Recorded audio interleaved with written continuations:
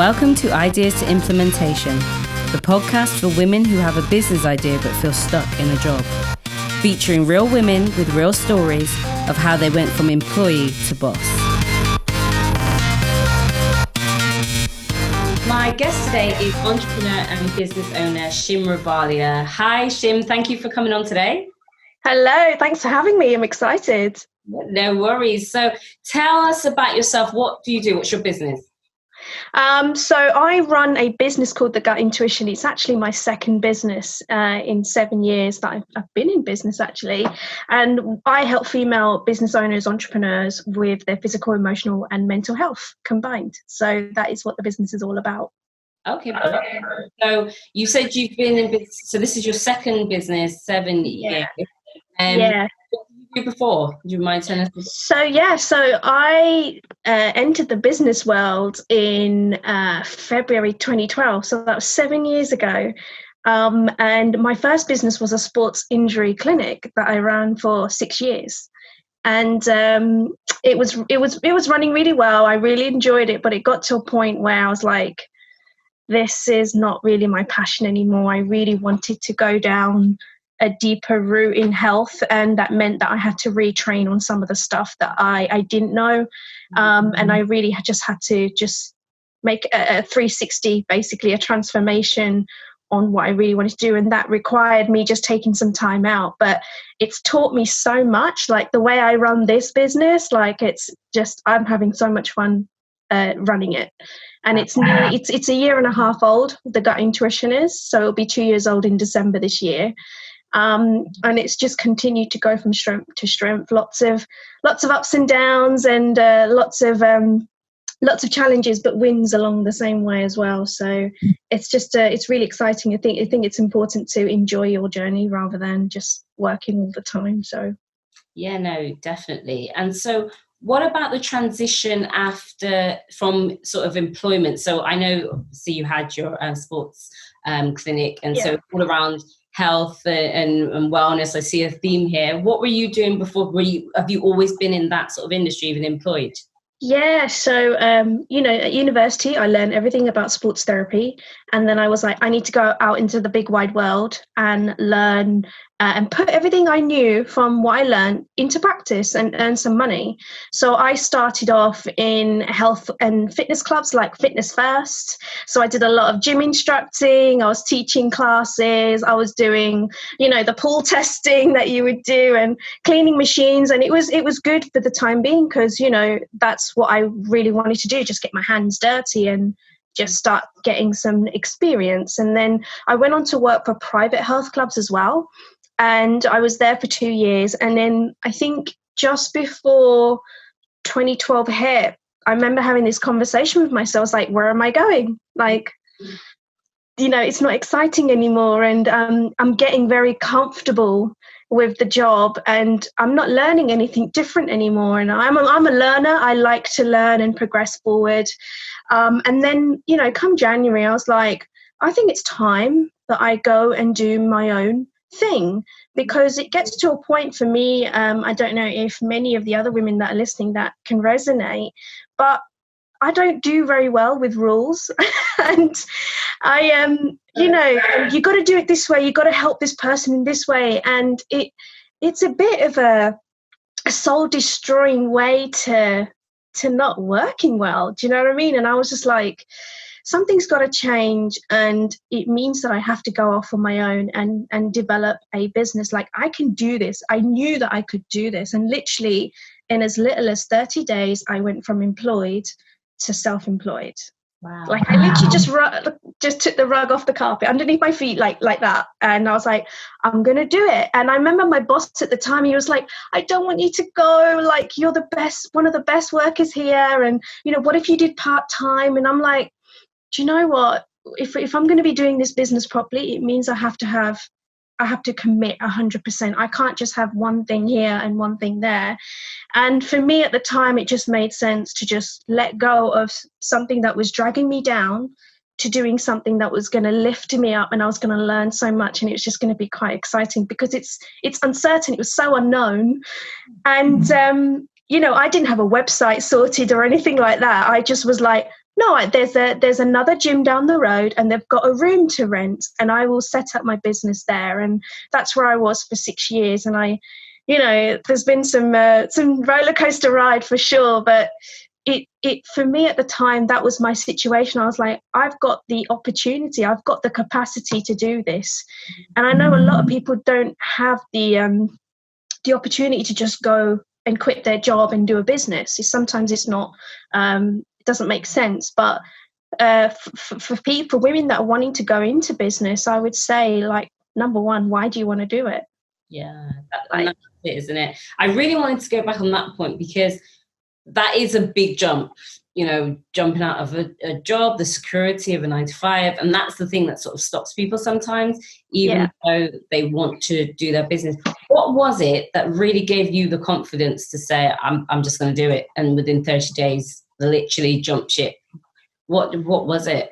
I just had number one, I had a deep sense of knowing that, do you know what, I can really do this. I could already visualize that, I could see myself having my own office, my couch, my clients that I'm seeing. And it was part of the gym as well. So I knew I could do like exercise programs and rehab programs, and everything just made sense to me, and it felt like all the pieces were coming together. That was more of an intuition thing. The other thing is this: when I was speaking to like my friends and family about it, the support that I got, that you could totally do this, like, absolutely go for it, life is too short, you no matter what, you'll always be supported, and you never lose, you never fail, you either win or you learn something, right? And I was like, yes, totally, I can do this. So really, for me, it was tapping into my intuition. What was my intuition telling me?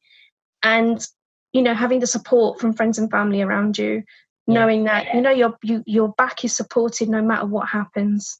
And that meant a world to me. And that continuously goes. When you enter the world of business, there are so many people in my business world that are real close friends now, that run their own businesses, so that your network in business just becomes bigger and bigger, because you go and meet so many different people and you connect with so many people. Like you and I are having this conversation now. We're connecting. We connected on Facebook, and now we're delivering something that is going to just add more value to people that are listening right now. Yeah. And I think I was very uncomfortable being comfortable. I was the opposite.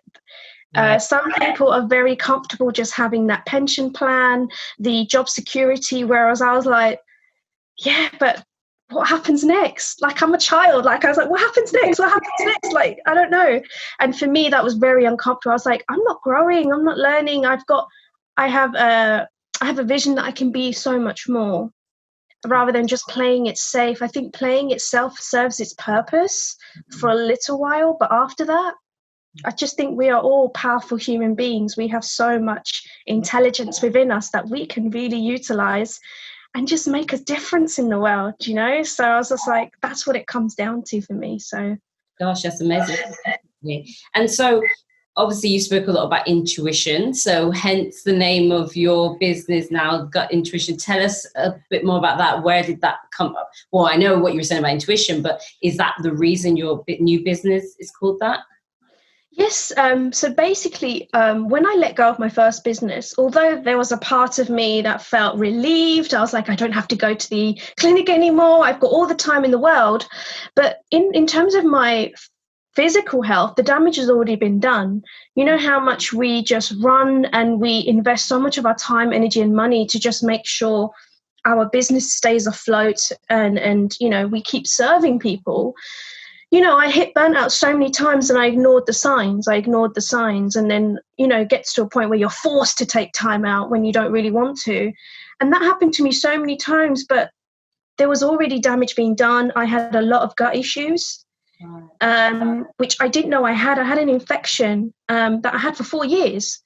Wow. And, the symptoms are very, very subtle. And this is what got me thinking. I was like, well, I teach people how to learn about symptoms. And, this really ties into like knowing what your body needs and wants, and like really tapping into your intuition, because nobody can tell you more about you other than yourself. Right.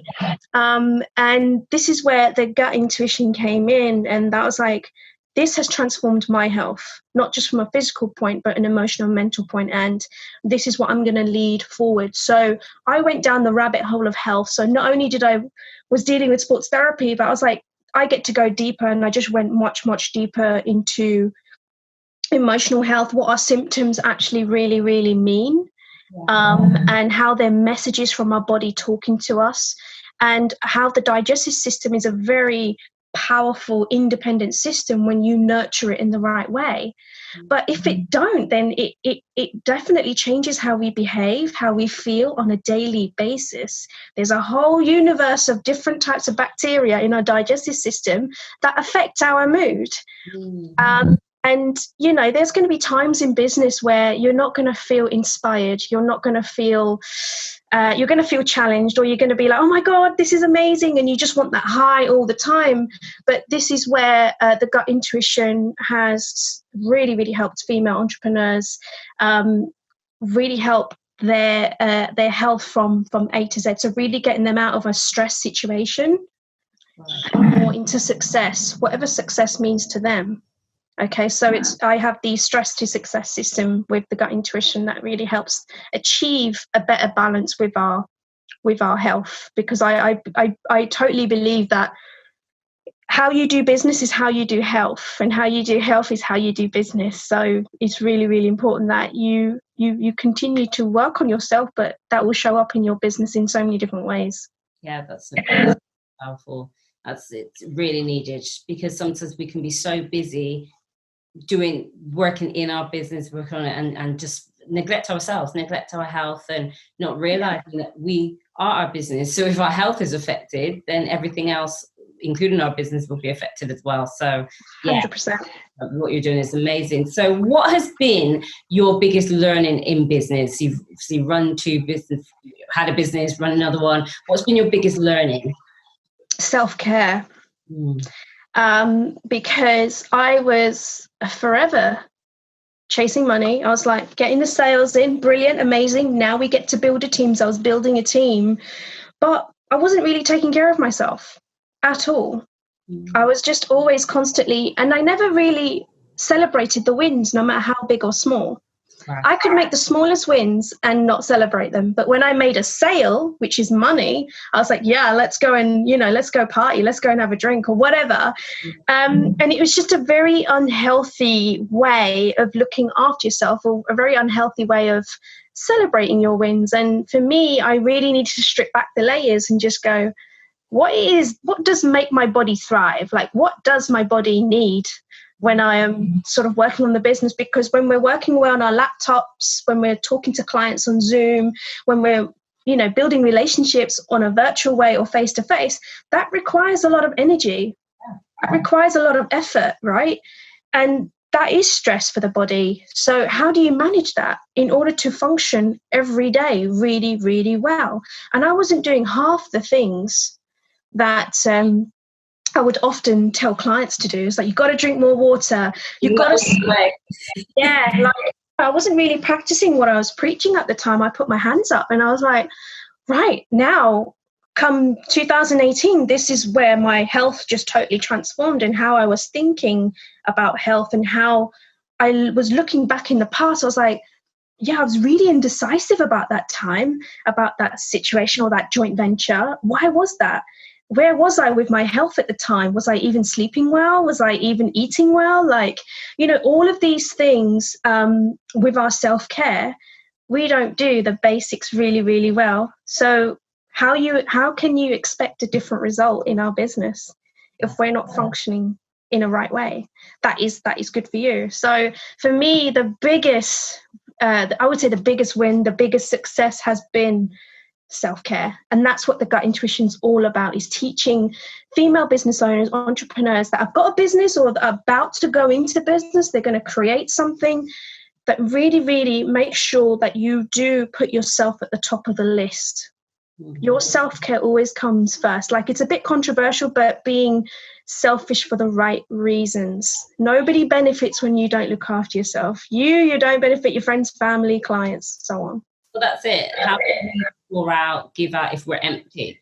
That's the thing. It's to no effect, like you said. Then nobody benefits. You don't your clients don't, your family. So yeah, that's a really important message. And here's the thing, I laughed when you said, you weren't practicing what you preach. So I think that's always the way I coach women, and I talk a lot around personal development, and self-care comes into it as well. And then sometimes I'll realize I haven't done really well of balancing life and business and just taking time out. And it's something that in recent I'd say recent months, probably at the end of last year, I've taken really seriously about taking time out, because it's to no effect, like we've been saying, to be given out empty, and it doesn't do not just your physical health, but your mental health any good. It's really important. So yeah, I love that. Absolutely.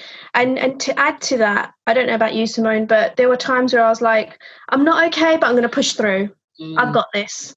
And again, it's like, okay, but you're going against what you're naturally feeling. And I did a video the other week saying it's okay not to be okay. That's the biggest lesson with self-care. Like I took yesterday as a bit of time out, because that's how I felt energetically. I was like, I am forcing myself to do work and I'm not enjoying it. And it's going to be a crap piece of work then if I'm not enjoying it. I'm not in tune with myself at the minute, and I just needed to take time out. And that's what I love teaching female business owners, like, listen to your body. These are signs and symptoms not to be scared of, but they're just messages that we just need to know how to learn the language of your body, how it talks to you on a physical level, emotional, mental level. Sorry to that. I remember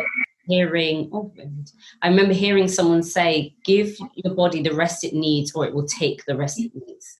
And I think that is something I heard that years ago, and it is something that I really tried to hold on to. And also I wanted to put out there, when you were speaking, isn't that the benefit then of working for yourself, that you can take the time out, that you can rest? Because when you're on someone else's schedule or working for somebody else, you don't really have that benefit of just saying, I just need a day off just because I'm not feeling well. I'm not physically sick, but I just need some time out. And I think that's another benefit of being able to work for yourself. 100%. Like when I transitioned from employed to self-employed, although physically I went from employed to self-employed, I still had the mindset of being employed. Right. So although my body was like, yeah, I'm doing all this stuff, I still had the mindset of being employed 9 to 5, working the weekends. And that's how I did it. But again, what I didn't realize is how to be more productive with my time. And, looking at our limiting beliefs, all this mindset stuff when it comes to personal development, that you do have to look into these things if you want to run a business, not the business runs you. Okay, it's a big, big difference. So absolutely, when you enter the world of business, time is on your side.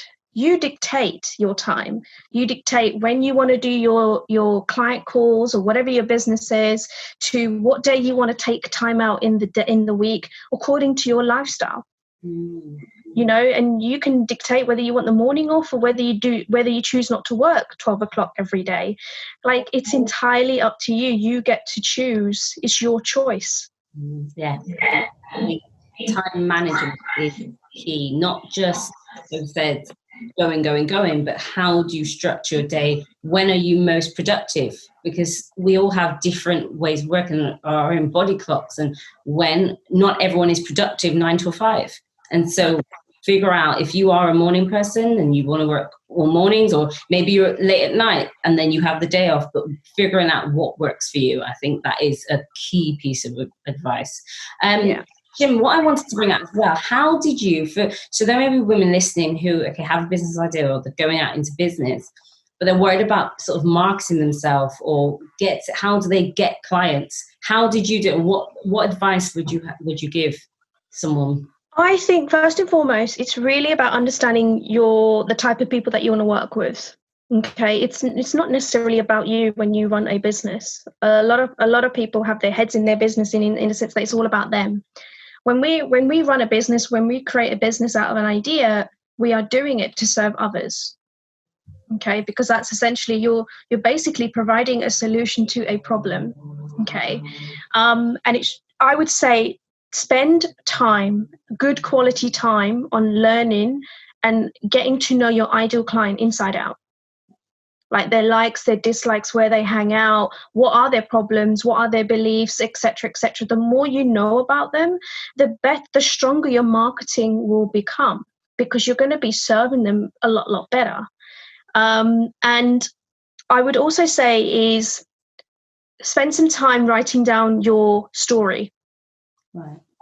Because your story is what's going to be the most powerful in terms of getting people in the audience to be more relatable to you, that understand you, that totally get you. If you're just selling something, like I do get messages from people on LinkedIn, Facebook, it's like, hey, here's my page, go and like it. I was like, I don't know anything about you. It's the wrong way to connect with people. And nobody likes to get married on the first date. I don't know anyone that does. But at the same time, you got to build that relationship. Business is a lot about building relationships, and building that likable factor and trust as well. Nobody's going to buy and spend thousands of pounds on your services if they don't know anything about you. And I think the problem here is a lot of people want money straight away. Mm-hmm. And there are different ideas that you can get a little bit of money coming in, but it really does boil down to building that relationship with companies, with other business owners that are going to be a great add-on to your business, or you're going to be a great add-on to their business. But it requires you taking the time when it comes to marketing, is understanding them a lot more than they know themselves more. Yeah. I get it all the time. It's like, oh my God, I was totally going to say that. I was like, because I know you guys so well. Because I've done my homework. I've asked the questions. The quickest way to getting answers is asking a question. Yeah. Especially when it comes to marketing. Go and ask the question. Stop. Don't guess. If you don't know something about your ideal client, do not guess. Go and ask. Yeah. Connect with other people. Key. That's it. And this is what I tell clients all the time when we have a business idea. Find out, ask the questions beforehand. So everything you've said, and sell before you create. So in terms of go and ask the questions, and find out what your ideal client wants before you spend thousands of pounds and hours of time creating something that nobody wants, or that your client doesn't want, and you're not going to be able to sell. So yeah, that's 100%. Yeah, 100% agree with you. Good. And it takes experience. It takes some time. Having business, I've got multiple businesses, and it takes that learning. But for people like myself, yourself, who have been there and done that, and say, okay, listen to us. You don't have to make the same mistakes. There is some element of making mistakes and learning for yourself, but there are some things. If just listen, just do it, and I guarantee you will get results. But yeah. So 100%. And I think the other thing I've learned a lot is about how you manage your cash flow, finances. Like I was able to jump from employed to self-employed, knowing at the same time, it's like I have saved some money to set up this business. And you don't need a lot of money. You just got to work out what your next best step is. I think a lot of people visualize 2-3 years down the line, and it's like your feet are off the ground. You need to be grounded and think about, where do I want to be with my business in the next 90 days? Good. If we work in small, scalable timeframes, it's less overwhelming. You're going to procrastinate a lot less, and you're going to just get more stuff done. And I used to be the opposite. I was like, well, I want to be 6-figure business by the end of the year. And then nothing to work it out. Like, how am I going to get there? What are the steps? It's too big, right? All I'm saying is don't ever not dream big, always dream big, but really ground yourself and go, okay, well, where do I want to be in the next 90 days of my business? And then work your marketing. Don't just sit there and expect things to happen, because action is the remedy to everything in your business. If you're stuck, you go and take action and ask for help. You would get someone like Simone to help you with your business in terms of personal development. You've taken action to get help. It's the same thing in anything in with our health and business. We've got to ask for help. We've got to find out who is better at it than me. Yeah. And I think the quickest way to burnout is trying to figure out how to get from A to B without asking for any help. Wow. That's the biggest thing that causes a lot of business owners stress, not just females, but males as well, all the time. And they try and wear so many hats in business. And I'm like, these are none of your strengths. Your strength is doing marketing, but why are you doing all the finances in the background? Get a finance manager. Yeah. And I think sometimes we struggle, especially people going into business, think, well, I can't afford to do that, etc. But in the long run, you're going to be losing money. You're going to be losing time anyway, trying to do everything and not actually focusing on where your strengths are. Yeah. Oh, yeah. 100%. Amazing. So, wow. So, lastly, 3 pieces. I mean, you've spoken, you've given great advice, but 3 succinct pieces of advice, or summed up everything you've said. 3 pieces of advice that someone listening can just go away and remember. Okay, this. What 3 pieces of advice would you give? I would say, first of all, is write down your why of doing a business, and if it's for money, it's not going to last very long. You've got to, the why has to inspire you, has to wake you up in the morning, and you're so excited about it. Number 2 is self-care. Really do look after yourself as you're going through this process of making changes. And number 3, have patience. Rome wasn't built in a day. Really, really have patience. You're not going to get floods of clients coming in if you don't know anything about them. Yeah. And work your way up to champagne problems, not so much problems that are going to cause you a lot of stress along the way. So yeah, I would say those 3 things for sure. And your why, self-care, and have patience. Yeah, great advice. So how do people get in touch with you, Shim, if they want to contact you after this? Just contact me on LinkedIn. I'm on LinkedIn. I'm quite active on there. Just type my name, say hello, be a human, and we'll take it from there and just connect. Excellent. Thank you so much, Jim. Amazing advice. Really, just practical key advice that we can all take. I think whether you're starting out in business or been in business for years, I think what we've spoken about today is just really helpful. So thank you so much for your time. You're very welcome. Thank you for having me. No problem. Take care. Thank you for listening to Ideas to Implementation.